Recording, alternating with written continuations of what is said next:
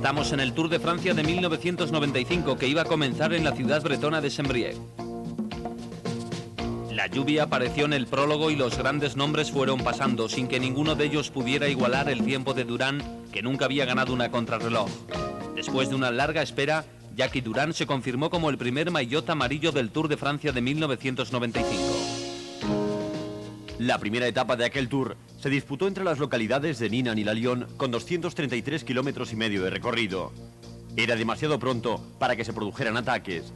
Nadie lo permitía y el clima tampoco invitaba a ello. La llegada era bastante mala y al final hubo una caída de varios corredores, entre ellos Herminio Díaz Zabala. El corredor italiano Fabio Baldato del equipo MG se impuso al sprint en la primera etapa. Superó a Jalabert y a Abdul-Jabbarov. Jackie Durán, de Castorama, conservó el maillot amarillo. Tras él, en la clasificación general, se situaron Laurent Brochard y Thierry Laurent. La segunda etapa de aquel Tour entre Perros-Guirec y Vitré vivió el abandono del campeón de Francia, Eddy Ginière, del equipo GAN. Jalabert era el virtual líder al imponerse en el sprint bonificado del kilómetro 144. Los corredores se aproximaban a la meta. Más que las escapadas, el verdadero peligro de aquel principio del Tour eran las caídas. Había muchos corredores y muchos nervios y eso provocó que algunos ciclistas acabaran en el suelo. El italiano Mario Cipollini llegó el primero a la meta, seguido muy de cerca por Giovanni Lombardi y Abdul-Jabbarov. Jalabert se confirmaba como el nuevo líder gracias a los 10 segundos de bonificación que había obtenido. El equipo de la 11 era uno de los favoritos para ganar la tercera etapa del Tour, que era una contrarreloj por equipos y que se disputó entre las localidades de Mayenne y Alençon con 67 kilómetros de recorrido. Los corredores del equipo Lewis marcaron los mejores cronos intermedios en el kilómetro 22 y 42. El equipo Banesto quedó tercero a 59 segundos de la Lewis.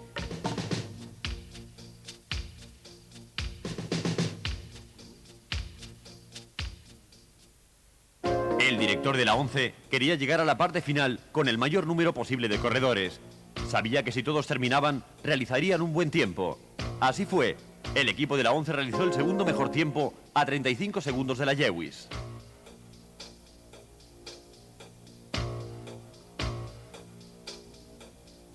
Cuarta etapa entre Alençon y Le Havre de 162 kilómetros con 5 puertos puntuables de cuarta categoría. A 2 kilómetros para la llegada, el belga Sami Morels pinchó y se fue contra las vallas. Provocó una caída múltiple. Nelissen cayó sobre Morels, Baldato se estrelló contra el suelo. También estaban Abdul-Jabbarov y Laurent Jalabert, el líder, a quien vemos con el dorsal 61. Cipollini, del equipo Mercatone, que entró tercero en la fatídica curva, se libró de la caída y ganó con claridad, imponiéndose al sprint al alemán Zabel y al francés Moncassin. El también italiano Iván Gotti de la Lewis se colocó líder debido a la caída sufrida por Laurent Jalabert. Gotti era el nuevo líder. En segundo lugar estaba Riggs y tercero era Melchor Mauri. La quinta etapa, la más larga de aquel Tour, se disputó entre Fécamp y Dunkerque, con un recorrido de 261 kilómetros. Tenía 4 puertos puntuables de cuarta categoría y 3 sprints bonificados. A Cipollini le salió un rival dispuesto a luchar, un holandés de 23 años, John Wiljevens. Cipollini arrancó por dentro, pero Wiljevens estaba bien situado y realizó un sprint perfecto. Wiljevens fue el vencedor con Esborada segundo y Zabel tercero. En la sexta etapa el Tour entró en Bélgica. Se corrió entre Dunkerque y Charleroi. 202 kilómetros de recorrido totalmente llano. A 25 kilómetros de la meta hubo un corte en el pelotón, en el que se metió Miguel Indurain, que sacó 3 segundos a Rominger, Bersin y Zule. En el sprint final del pelotón tiraban a Abdul-Jabbarov, Esborada, Jalabert e Indurain, entre otros, pero sería el alemán Erik Zabel del equipo Telecom quien ganaría la sexta etapa. Riggs era el nuevo maillot amarillo. La séptima etapa del Tour se desarrolló entre Charleroi y Lieja, con 203 kilómetros de recorrido. Los corredores ascendieron 10 puertos puntuables, 6 de ellos de cuarta categoría y 4 de tercera. El último puerto, Forges, estaba situado a 16 kilómetros de la llegada. En aquella subida, Miguel Indurain daría el gran salto. A 25 kilómetros de la meta, el navarro saltó junto con Brunel. Indurain realizó una contrarreloj hasta Lieja, con Brunel a su rueda, sin poder darle relevo. Con muchas ganas, el español rodó sin importarle llevar a rueda a un corredor que se aprovechó de su trabajo.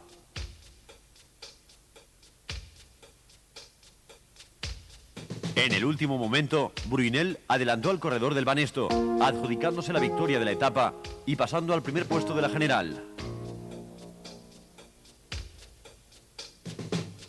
Miguel Indurain quedaba segundo.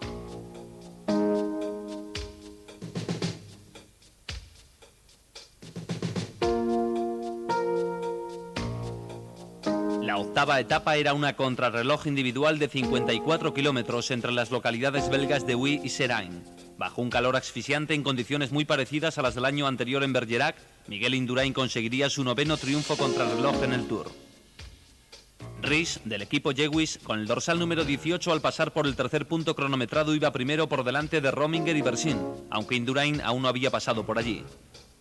Logan Jalabert hizo un gran esfuerzo. Después reconocería que llegó muerto a la meta. Era la primera vez que realizaba una contrarreloj tan larga. Ries, con un ritmo trepidante, doblaba a Melchor Mauri. El corredor catalán hizo una sensacional carrera y sería el segundo español mejor clasificado en la etapa. Fue quinto. Esta era la llegada de Eugeni Bersin. Fue cuarto en la clasificación de la etapa. Aunque estaba contento con su resultado, confesó haberlo pasado muy mal durante la primera parte de la etapa, ya que el casco le había molestado mucho. A pesar de todo, el corredor de la Jewish sería tercero en la general. Tras la llegada de Zule, aparecerían los primeros clasificados en la general.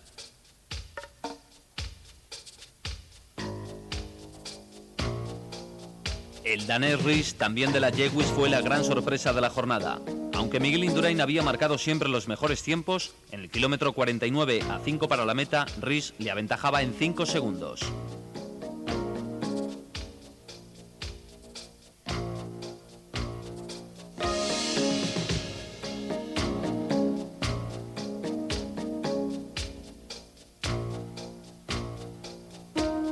Miguel Indurain sabía que aquella etapa era muy importante porque quedaba toda la montaña y quería llegar a ella con una diferencia importante respecto a los escaladores y así afrontarla con tranquilidad.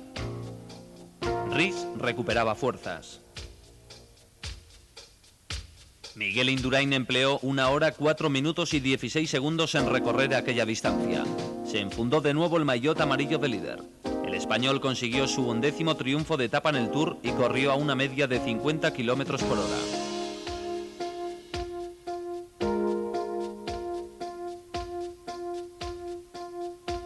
En la clasificación general, Miguel Indurain era el primero, seguido de Ries, Bersin y Brunel. Tras un día de descanso, se inició la 9ª etapa entre la Gran Bonnard y la Plagne.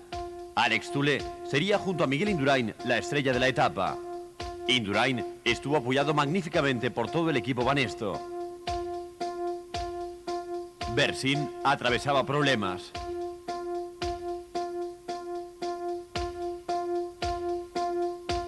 A pesar de los intentos, nadie pudo seguir a Zule, que coronó en solitario el Courmet de Roseland, con 5 minutos sobre el grupo perseguidor en el que iba Indurain.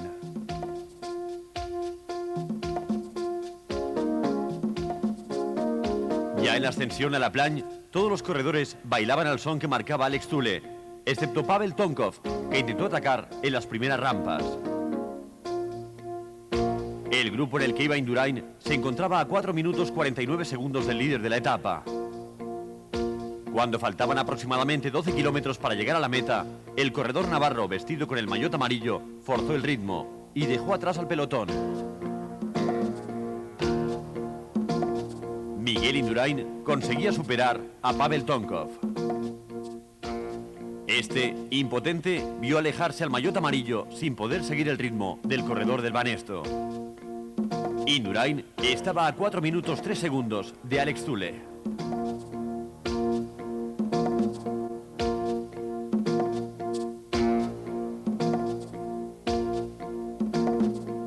Los 12 últimos kilómetros fueron un festival del corredor navarro que luchaba contra el tiempo. Indurain volvía a practicar su teoría de que tras un día de descanso, la primera etapa de montaña era el momento ideal para establecer diferencias. A falta de 5 kilómetros, Ivan Gotti y Marco Pantani intentaban acabar la etapa con un buen tiempo. Alex Zule aspiraba a ganarla.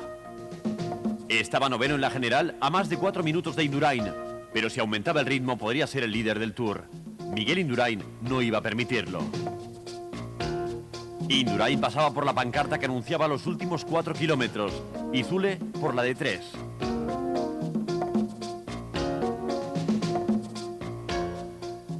En aquel momento, Indurain estaba a 2 minutos y 44 segundos del corredor de la 11. Esa diferencia había sido casi de 5 minutos. El corredor del Banesto estaba realizando una etapa sensacional. Marco Pantani e Iván Gotti intentaban dar caza a Tonkov. A Alex Zule le quedaban los 2 últimos kilómetros. Indurain seguía luchando contra el reloj. Tenía que disminuir al máximo la diferencia para afianzarse en el primer puesto de la general. Las siguientes etapas no eran fáciles. Al siguiente día, Alpe d'Huez y luego los Pirineos. Alex Zule conseguía la victoria de etapa. Su tiempo, 4 horas, 41 minutos y 18 segundos. Miguel Indurain dejó a todos sus rivales sin opciones para el triunfo final en el Tour. Alex Zule era la única alternativa. ¿Dónde estaban Riggs, Rominger, Bercin, Brunel, Buño o Jalabert? De todos ellos, el que quedó mejor clasificado fue Tony Rominger. Entró en 7º lugar a 6 minutos y 5 segundos de Zule.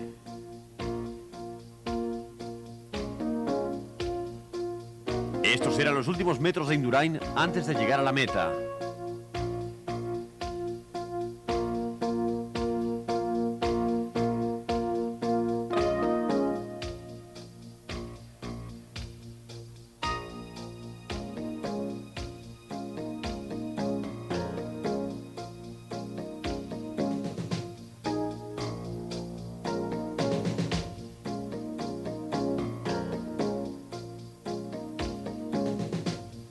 Llegó 2 minutos y 2 segundos después que Alex Zule. Tonkov lo hacía a 4 minutos y 11 segundos y se colocó en el 8º puesto de la general a 11 minutos y 11 segundos del líder.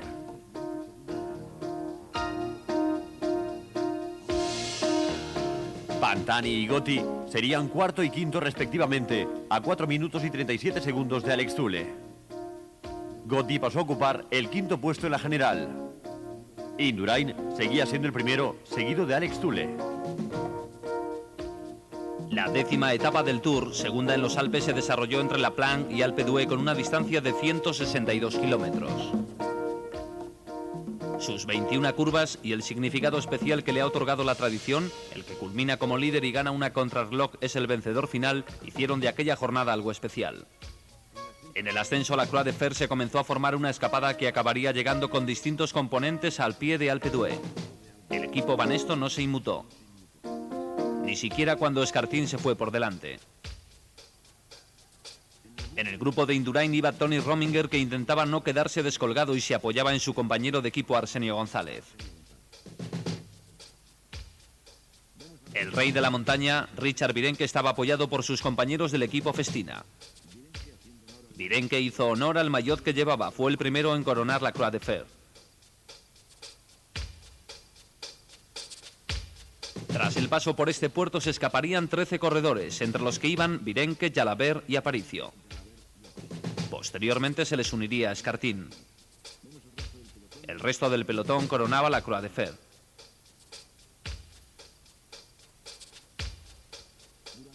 Durante el descenso el equipo Carrera trabajó para Pantani y este consiguió salir y superar incluso al grupo de escapados. El minuto y 30 segundos que habían conseguido fue neutralizado en los primeros tramos de la subida a Alpe d'Huez. Pantani afrontaba en solitario la mítica ascensión en la que finalizaba la etapa. En la subida de las 21 curvas Indurain forzó el ritmo y se llevó a su rueda a Alex Zule y a Riz. Pantani estaba a punto de alcanzar a 3 de los corredores que se habían escapado. Entre ellos se encontraba Jalabert con el maillot verde de la regularidad.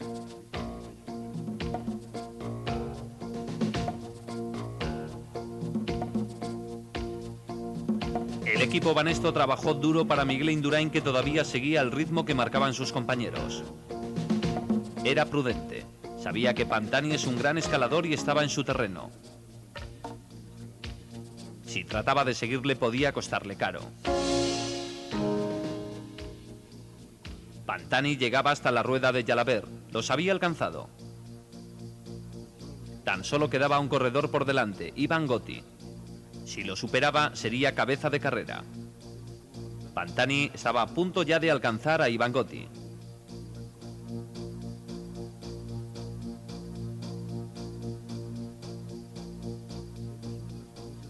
Pantani logró conectar con Gotti. Faltaban 10 kilómetros para la llegada.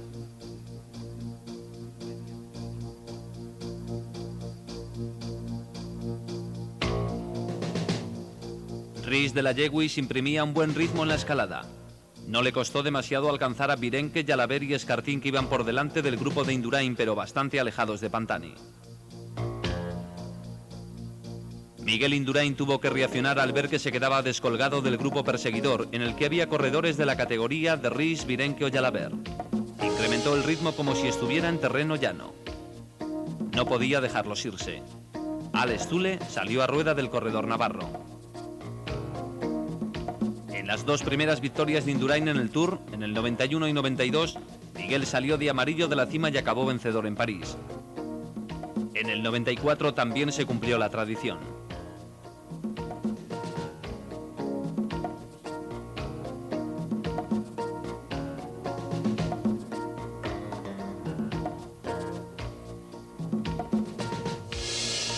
Pantani se encontraba en cabeza de carrera con una ventaja de 1 minuto y 10 segundos sobre Rhys, Virenque, Jalabert, Escartín y Laurent Madouas, que se había unido al grupo junto con Rhys. Miguel Indurain y Alex Zülle estaban a 20 segundos de este grupo y a 1 minuto y medio de Pantani. Indurain, que tiraba de Zülle, no tardaría en alcanzar al grupo. El corredor de la 11 rompió el pronóstico de quienes afirmaban que en Alpe d'Huez iba a reventar después del extraordinario esfuerzo del día anterior en La Plan. A Pantani le quedaban solo 4 kilómetros.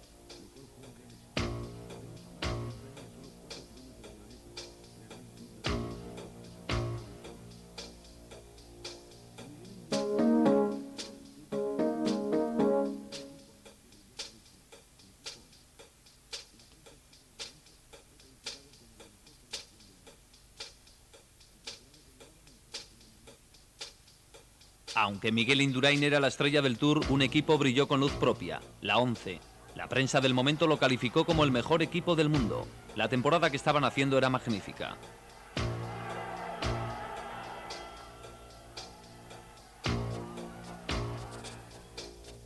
A pesar del tremendo esfuerzo que realizaba Indurain, no conseguía arrancarle segundos a Marco Pantani, que en solitario marchaba triunfalmente hacia la meta con una diferencia de 1 minuto y 32 segundos respecto al grupo perseguidor. Pantani pasaba bajo la pancarta de los 2 últimos kilómetros.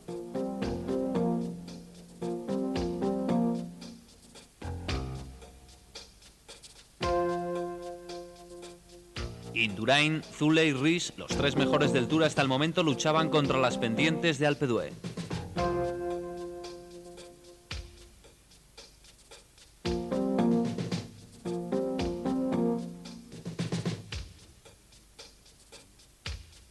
Miguel Indurain tiraba del grupo.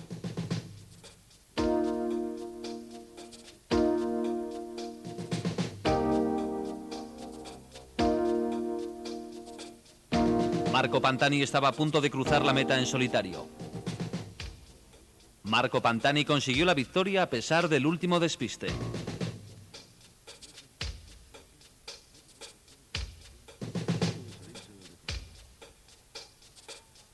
Pantani venció quizás en la etapa más dura del Tour.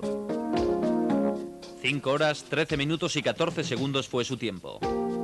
Los 3 perseguidores entraron a 1 minuto y 24 segundos de Pantani. Habían reducido muy poco tiempo.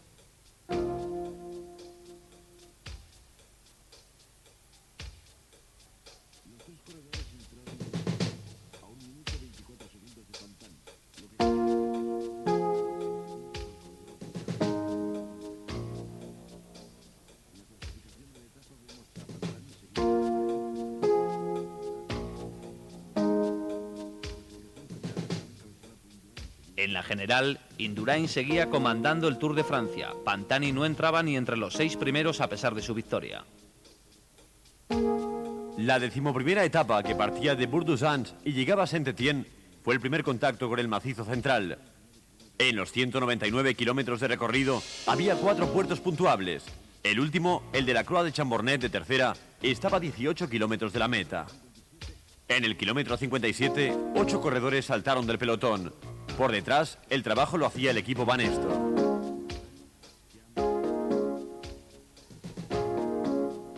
Al inicio del puerto de Loyelón, a 31 kilómetros de la meta, la diferencia era de 6 minutos y 46 segundos. Pero ese puerto actuó como filtro antes de llegar a Saint-Étienne y la escapada se rompió. En cabeza estaba en buena hora, que fue quien lanzó el ataque, y Siandi, que le aguantó, aunque sería este quien ganara la etapa.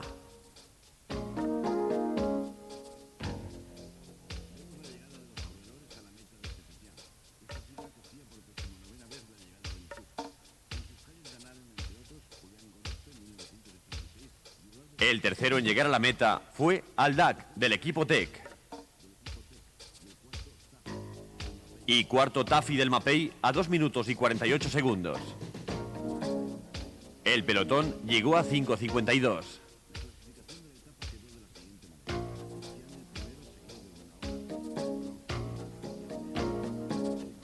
No había cambios en la general. Miguel Indurain seguía de líder.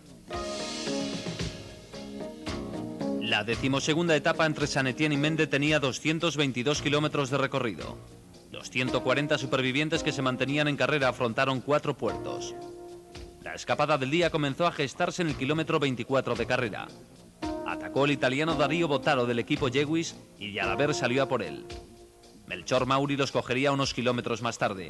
A nadie le preocupaba esa escapada, que en el kilómetro 75 tendría 3 acompañantes más: Neil Stephens, Andrea Perón y Massimo Podenzana.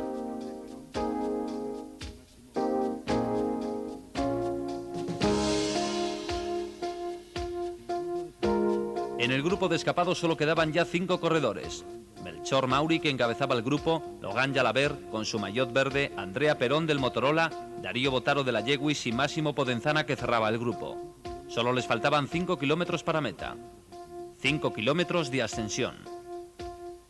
Jalabert, que había ido a rueda de Melchor Mauri, no quiso correr riesgos. Atacó a falta de 4,5 kilómetros para el final. Botaro intentó seguirle, pero no pudo.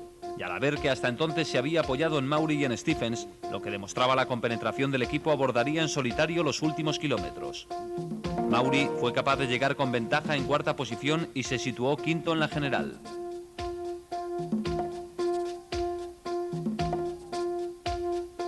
A falta de 3 kilómetros para meta, el pelotón en el que viajaba Miguel Indurain intentaba rebajar tiempo. Los 11 minutos de ventaja que llevaban los escapados en el kilómetro 137 habían sido reducidos considerablemente hasta un tiempo de 6 minutos y 51 segundos. La reacción había llegado demasiado tarde. En el grupo de Indurain, ya sin opciones de ganar la etapa, atacaba Pantani. Indurain se movió, y con él Ries y Zule. Zule tuvo muchos problemas en la etapa debido a una contractura en la pierna derecha.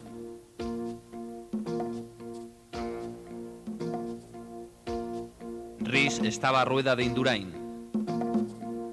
El danés estaba interesado en distanciarse de Alex Zule. En la clasificación general, Zule era segundo y Ries tercero.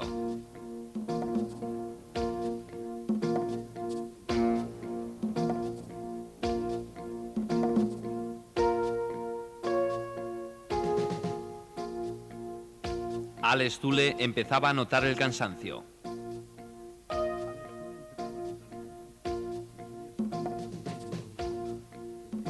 El francés Logan Jalabert estaba a 1 kilómetro para la meta. Logró la 3ª victoria para su equipo, la 11, en aquel Tour.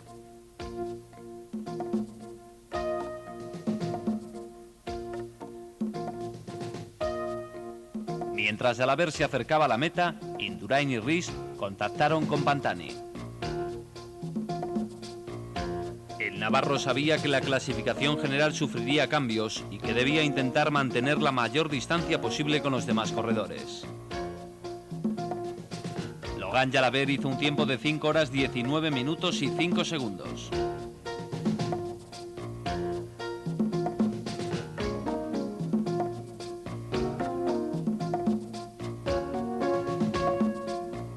Indurain, Pantani y Rys solo les faltaba 1 kilómetro para llegar a meta. La preocupación de Miguel Indurain era Logan Jalabert. Azule ya lo había dejado atrás.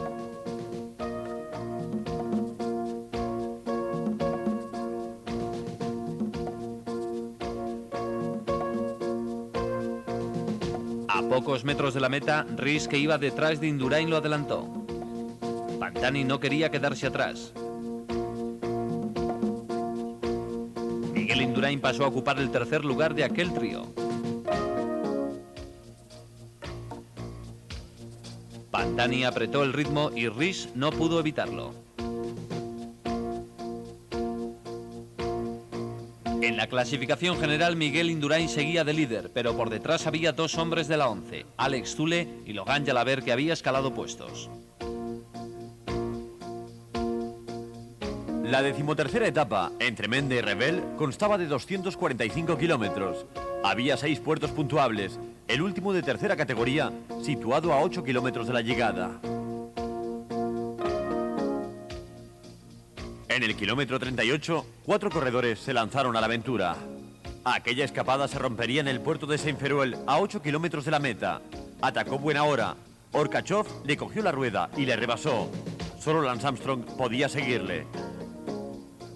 Los dos se jugarían la etapa en la llegada a meta.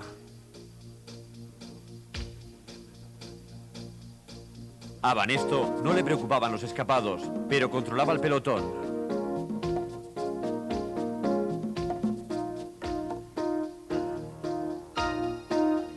Orkachov y Armstrong se disputaban el sprint. El corredor de Polti no permitió que Armstrong lo adelantara. Se situó delante de él y no le dejó espacio para pasar. Consiguió su primera victoria en el Tour de Francia. Miguel Indurain celebraba su 31 cumpleaños en la 14ª etapa, un aperitivo de las pirenaicas más duras. Los 129 supervivientes tenían que recorrer 164 kilómetros entre Senogans y Gousset.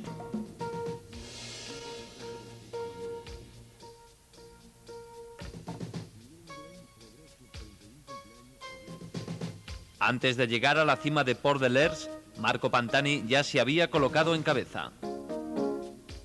El corredor italiano se quedaba solo en cuanto se movía en la montaña. Su estructura física le permitía ascender con una facilidad que dejaba a sus rivales sin opción.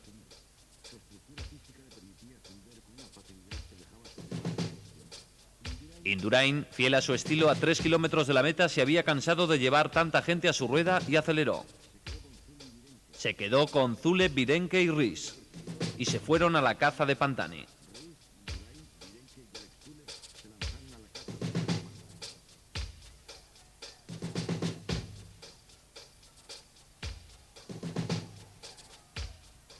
...48 segundos eran los que separaban al corredor en cabeza del grupo perseguidor al paso por la cima de Port de l'Ers. Esa diferencia siguió aumentando en el descenso. Rominger comenzaba su calvario. Los Pirineos nunca se le habían dado bien al suizo. Indurain frenó su marcha, lo que permitió que el grupo principal tuviese más efectivos. Todos los hombres importantes de la prueba estaban en él. Pantani seguía en solitario con una ventaja que no preocupaba al corredor navarro, ya que estaba situado en 8º lugar de la general a más de 12 minutos. Logan Madouas, corredor del equipo Castorama, saltó tras Marco Pantani. Era segundo y estaba realizando un magnífico ascenso en solitario. Banesto comandaba el grupo perseguidor. Tras Miguel Indurain, Alex Zülle. La diferencia con Pantani era de 3 minutos y 16 segundos. Rys intentaba escaparse de Indurain y Zülle. El corredor de la Yegui se encontraba en 4º lugar de la general a 6 minutos justos de Indurain. Pero el navarro, seguido como siempre por Zülle, dio alcance a Rys. Con ellos iba Iván Gotti, que continuaría así hasta la meta. Marco Pantani logró su segundo triunfo en aquel Tour y demostró a toda la afición que era el mejor escalador.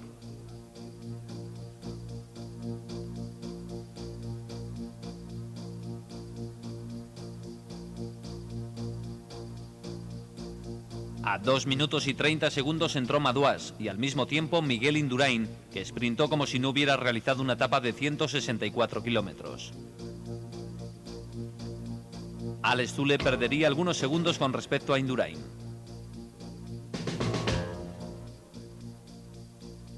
Tras una jornada de descanso, se inició la 15ª etapa del Tour entre Saint-Girons y Cauterets de 206 kilómetros. A las 11:30 de la mañana, la emisora de Radio Tour informó de un accidente en el descenso del Col d'Aspet en los Pirineos. Cayeron 6 corredores. Uno de ellos, Dante Retze, de Lucky, cayó por una pendiente, pero solo sufrió heridas leves. Fabio Casartelli no fue tan afortunado. A las 3 de la tarde se anunciaba el fallecimiento del campeón olímpico, que dejaba esposa y un hijo pequeño.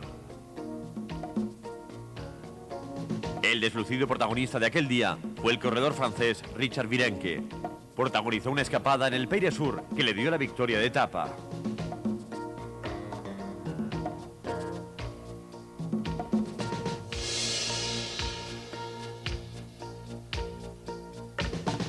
El segundo clasificado fue Claudio Capucci, que entró a 1 minuto 17 segundos. Tras él, el corredor del equipo Kelme, Hernán Buenahora.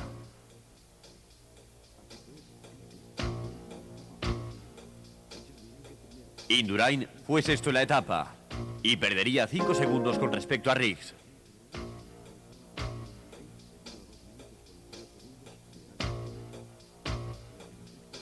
La 16ª etapa del Tour se desarrolló entre Tarbes y Pau, con un recorrido de 237 kilómetros que se convirtió en un homenaje póstumo al corredor fallecido. Fueron los propios ciclistas quienes decidieron rodar conjuntamente, permitiendo que los compañeros de Casartelli, los componentes del grupo Motorola, ganaran los premios de la montaña, los sprints bonificados y todos los premios que había en juego en la etapa. El Tour vivió uno de los días más largos de toda su historia. A 10 kilómetros para la llegada, el equipo Motorola se puso en cabeza.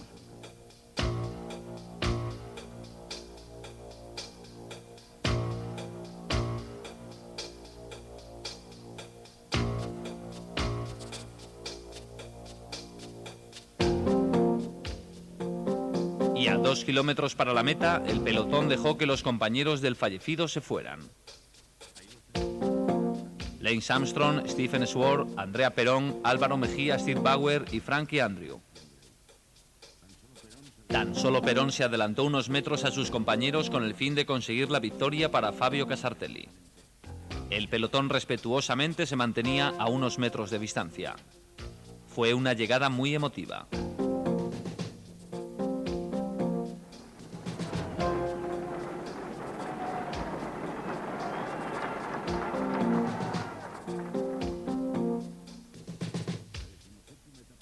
La 17ª etapa del Tour se disputó entre Pau y Burdeos, con 246 kilómetros de recorrido. Se atravesaron las landas bajo un sol abrasador. Esta fue una de las escapadas de la etapa. La protagonizaron 2 corredores del equipo GBMG a pocos kilómetros de la llegada. El intento de Germán Ivancela no fructificó.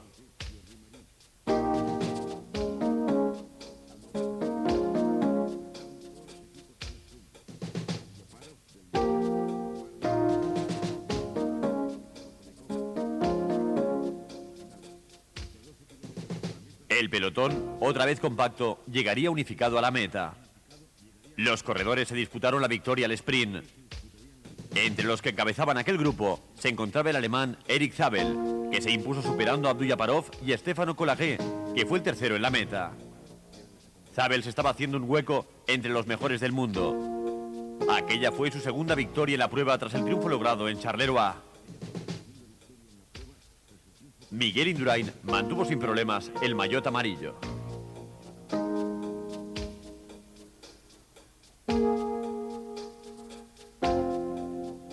La 18ª etapa salió de Montpont-Menesterol y finalizó en Limoges después de 166 kilómetros.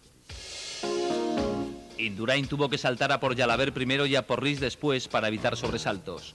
Sus compañeros de equipo también se dedicaron a controlar la carrera después del salto de Stephens. Aquella etapa parecía peligrosa. Tras una fallida escapada de Puño, Colagé, Siandri, Fabrigato, Bernard y Manzoni, se produjo otra que sí fructificó. El segundo grupo en intentarlo estaba compuesto por Ferrigato, Siandri, German, Lely, Tafi, Ekimov, Armstrong, Dufaux, Robin, Brunel, Senyalta y Baker. La escapada prosperó sin problemas hasta tener 5 minutos de ventaja sobre el pelotón. De ese grupo saltó Lance Armstrong del equipo Motorola. Salió con mucha fuerza como ya lo hiciera en Verdun en el Tour de 1993 cuando ganó su primera etapa en la competición francesa, aunque en aquella ocasión se impuso a un pequeño grupo de corredores. El resto de los escapados no pudo seguirle y el norteamericano del equipo Motorola continuó en solitario hasta llegar a la meta.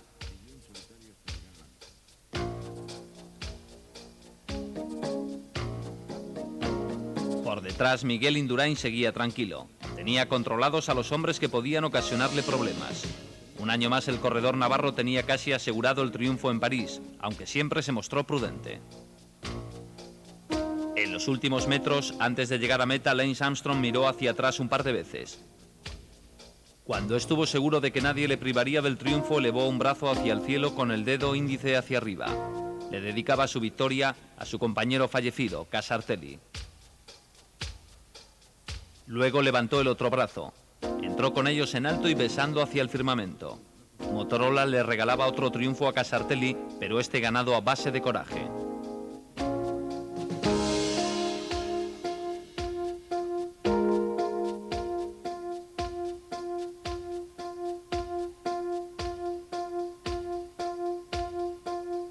El segundo corredor en llegar a la meta fue Andrea Ferrigato, que lo hizo 33 segundos más tarde. En la general, Miguel Indurain mantenía una cómoda ventaja de más de 2 minutos y medio sobre Alex Zülle.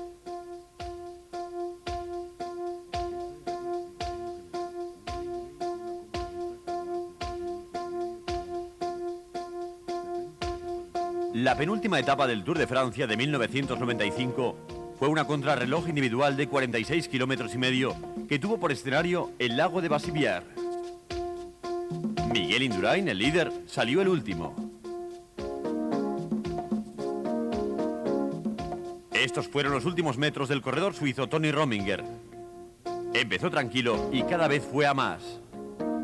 Realizó un tiempo de 58 minutos 39 segundos, lo que al final de la jornada le supondría el tercer puesto.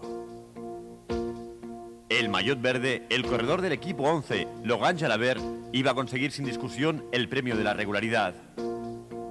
Rich, el corredor danés del equipo Lewis, fue el único que quedó a menos de un minuto de Miguel Indurain.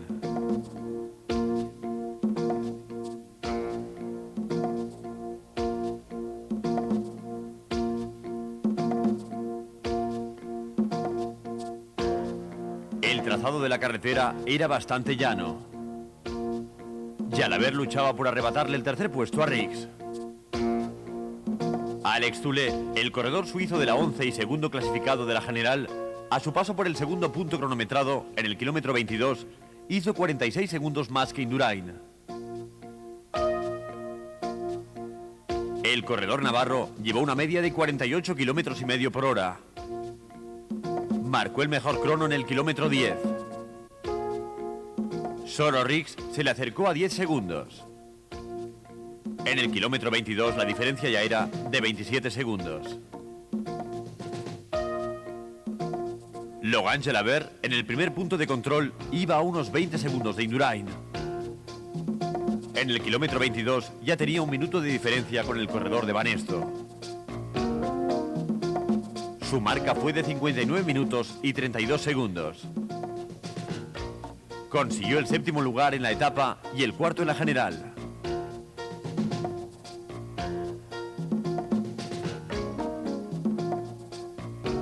A Riggs le faltaba un kilómetro para llegar a la meta.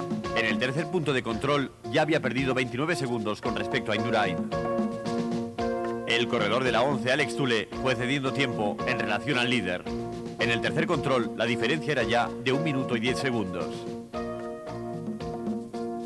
Riggs ocupó el segundo lugar en la clasificación de la etapa con una marca de 58 minutos y 22 segundos.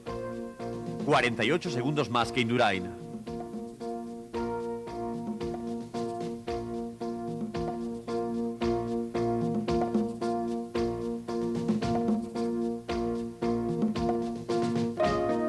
El maillot amarillo no concedió ninguna oportunidad a sus rivales. Consiguió los mejores tiempos en todos los controles intermedios. Alex Zülle realizó un tiempo de 59 minutos y 23 segundos.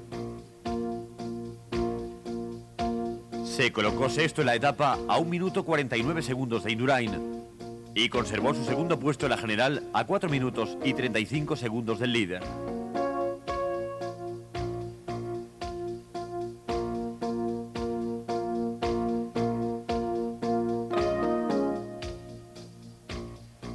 Miguel Indurain ganó la 19ª etapa del Tour de Francia de 1995 y con ello consolidó su primer puesto en la general. Después de 57 minutos 34 segundos, el navarro confirmó lo que todo el mundo sabía. Era de nuevo el campeón del Tour.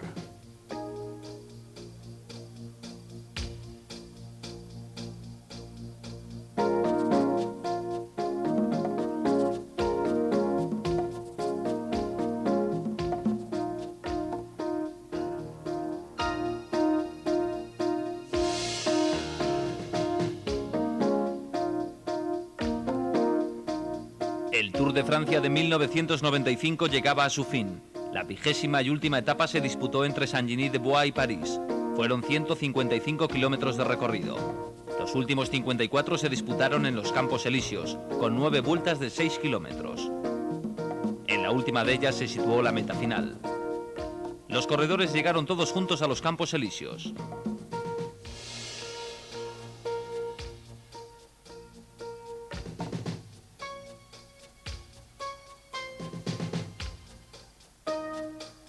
Muy pronto se produjo una escapada que protagonizaron Vancela, Ouchakov, Kasputis, Serpellini, Mejía y Brochard. Brochard se quedó.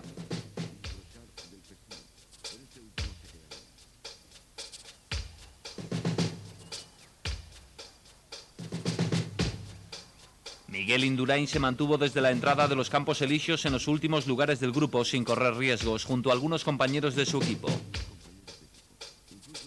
Incluso tuvo tiempo de dialogar con Zülle.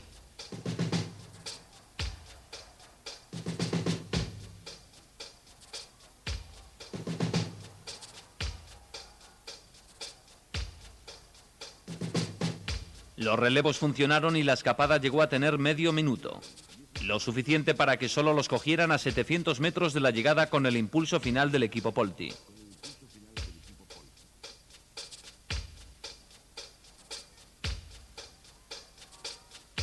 Abdujaparov consiguió su primer triunfo de aquel Tour en la última etapa al imponerse en el sprint final a Fagini del equipo Mercatone. En la última recta del Tour, el que fuera maillot verde de los años 91, 93 y 94 consiguió su octavo triunfo en la carrera francesa. Abdujaparov ya había vencido en los Campos Elíseos en 1993. Miguel Indurain entró a formar parte del club de los 4 más prestigiosos del mundo del ciclismo. Junto a Anquetil, Merckx e Hinault, era el único corredor que había ganado 5 Tours de Francia, pero el navarro era el primero en hacerlo de forma consecutiva. 3 españoles finalizaron entre los 10 primeros. Además de Miguel Indurain, Melchor Mauri del equipo 11 y Fernando Escartín del Mapei realizaron una carrera magnífica y terminaron en 6º y 7º puesto respectivamente en la general.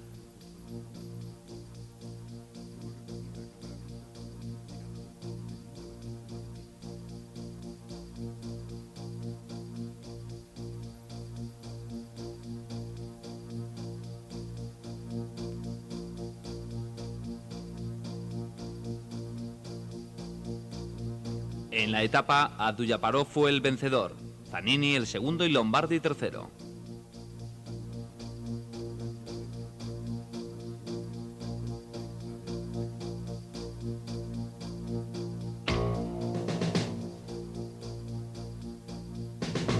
En la clasificación general definitiva, Miguel Indurain volvía a ser el campeón. Alex Zülle era segundo a 4 minutos 35 segundos y Arne Ries tercero a 6:47. Miguel Indurain conseguía su 5º Tour consecutivo.